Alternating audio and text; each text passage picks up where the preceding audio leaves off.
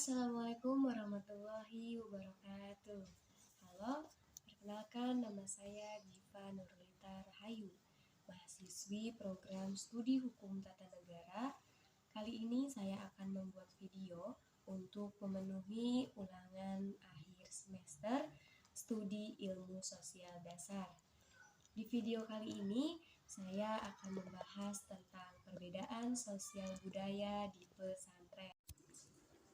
Santri secara umum adalah sebutan bagi seseorang yang mengikuti pendidikan agama Islam di pesantren. Santri biasanya menetap di tempat tersebut hingga pendidikannya selesai. Salah satu versi mengenai asal-usul istilah santri seperti dikutip dari buku Kebudayaan Islam di Jawa Timur. Kajian beberapa unsur masa peralihan 2001 karya Muhammad Habib Mustopo mengatakan kata santri berasal dari bahasa Sanskerta. Istilah santri menurut pendapat itu diambil dari salah satu kata dalam bahasa Sanskerta, yaitu sastri yang artinya melek huruf atau bisa membaca. Dalam bahasa Arab, asal-usul istilah santri juga bisa ditelaah. Kata santri terdiri dari 4 huruf yakni sin, nun, ta, dan ro yang masing-masing mengandung makna sendiri dan letaknya tercermin dalam sikap seorang santri.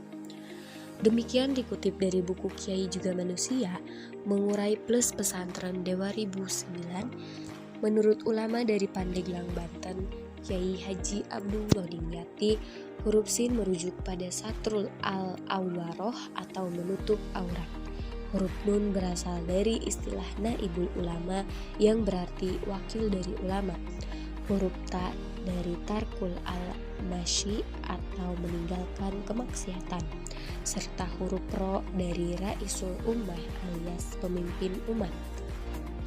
Berdasarkan laporan Kementerian Agama Republik Indonesia menunjukkan ada 26.975 pondok pesantren di Indonesia per Januari 2022. Eksistensi pesantren sudah bertahan hampir 5 abad. Tidak heran apabila produk pesantren selama ini banyak yang telah berkecimpung di dalam teras kepemimpinan bangsa. Keunggulan ini karena didukung oleh karakter santri yang memiliki kecakapan, kearifan, dan kepotensian ilmu, terutama dalam bidang agama. Pesantren memiliki nafas keagamaan, kehadiran kiai, eksistensi masjid, referensi keilmuan dengan garis yang jelas, dan fasilitas tempat mondok. Semuanya dibingkai dengan cara-cara keikhlasan, kesantunan, dan kecintaan ruang-ruang akhlak yang luar biasa. Oleh karena itu, peran dan keekhlasan pesantren tersebut, maka negara ikut hadir dengan menetapkan Undang-Undang Nomor 18 Tahun 2019 tentang pesantren.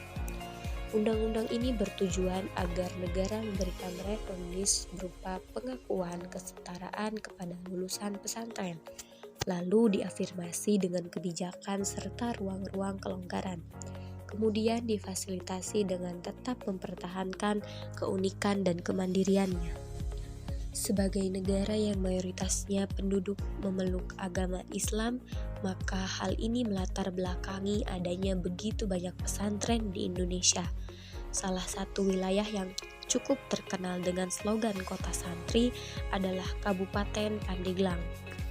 Pandeglang merupakan salah satu daerah Banten yang hingga kini terkenal dengan negeri 1000 ulama, sejuta santri.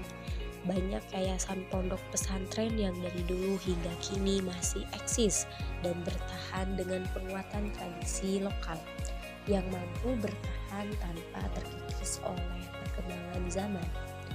Selain itu, di Pandeglang juga banyak bermunculan pondok pesantren baru, baik tradisional maupun modern, yang mempertahankan esensi atau nilai dari pondok pesantren. Di samping ulama dan santri yang menjadi sorotan dan ciri dari daerah Pandeglang, pesantren yang berada di wilayah Pandeglang tentunya memiliki santri yang berasal dari berbagai daerah yang tentunya memiliki banyak ragam perbedaan, baik itu mengenai kebudayaan, bahasa, perilaku, dan kehidupan sosial yang tentunya tidak bisa disamaratakan. Bagi Fahri Bantani yang merupakan salah satu contoh pesantren di Pandeglang. Tentunya para santri yang mengenyam pendidikan di sana memiliki banyak perbedaan yang tidak mudah untuk disamakan, namun harus dapat menyesuaikan dengan keadaan dan peraturan yang ada. Kehidupan sosial budaya misalnya, santri di Pondok Pesantren Al-Mukarrib Bantani berasal dari berbagai daerah seperti Jakarta, Sumatera Barat, Jawa Barat, Sumatera Selatan, Banten, pelosok-pelosok Pandeglang, hingga daerah lainnya. Maka tentu memiliki perbedaan kehidupan sosial budaya. Tidak jarang mereka mengalami kultur shock dengan para santri lainnya dan tidak mudah untuk bisa menyesuaikan, butuh waktu untuk memahami dan berjalan beriringan agar tetap selaras di tengah perbedaan yang ada.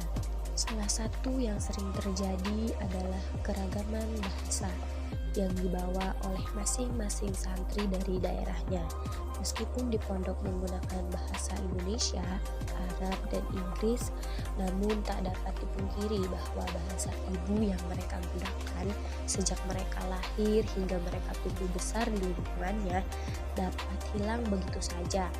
Seringkali ketika mereka berkomunikasi antar teman dan memiliki perbedaan mengenai satu kosakata akan menjadi kesalahpahaman. Salah satunya kata jublek dalam bahasa Jawa Serang bermakna ambil.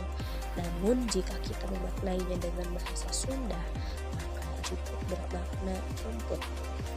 Hal lainnya adalah terkait makanan. Semua manusia tentu memiliki cita rasa makanan yang berbeda.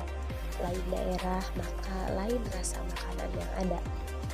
Hal ini juga dapat menjadi perbedaan sosial budaya yang dirasakan oleh santri dalam suatu pondok pesantren. Berikutnya adalah cara berkomunikasi. Pada penjelasan sebelumnya telah diterangkan mengenai bahasa yang berbeda-beda, maka tentu akan terjadi perbedaan dalam cara berkomunikasi. Hal ini merupakan suatu hal yang sepele bagi seorang santri yang berasal dari daerah yang masyarakatnya menggunakan nada dan intonasi yang tinggi ketika berbicara. Tentu akan menjadi hal yang cukup mengejutkan bagi santri yang terbiasa menggunakan nada dan intonasi yang rendah ketika berbicara. Terkadang perbedaan seperti ini dapat menimbulkan masalah. Ada begitu banyak hal mengenai perbedaan sosial budaya dalam kehidupan santri. Hal yang sering terjadi tentunya berkaitan dengan kehidupan sehari-hari santri dalam pondok pesantren. Perbedaan bukanlah merupakan suatu hal yang menjadi penghalang untuk bersatu, terlebih lagi dalam dunia pesantren.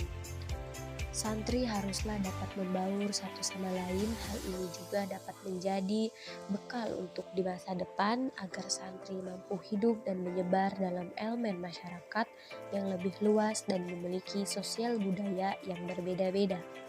Dalam sejarahnya, pengalaman pesantren dalam memperjuangkan kemerdekaan bukan hanya demi kemaslahatan umat Islam, tetapi demi kepentingan segenap bangsa yang beraneka agama, suku, budaya, bahasa, kehidupan sosial, dan perbedaan lainnya.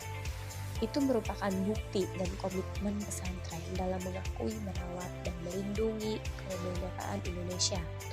Dengan saling menghargai, toleransi akan perbedaan yang ada, maka santri dapat berjalan bersama menuntut ilmu serta menaati peraturan yang ada agar hidup di tengah perbedaan yang ada terasa damai, aman, sentosa. Cukup itu pembahasan mengenai perbedaan sosial budaya di pesantren. Terima kasih telah meluangkan waktunya. Mohon maaf atas segala kekurangannya. Terima kasih. Wassalamualaikum warahmatullahi wabarakatuh.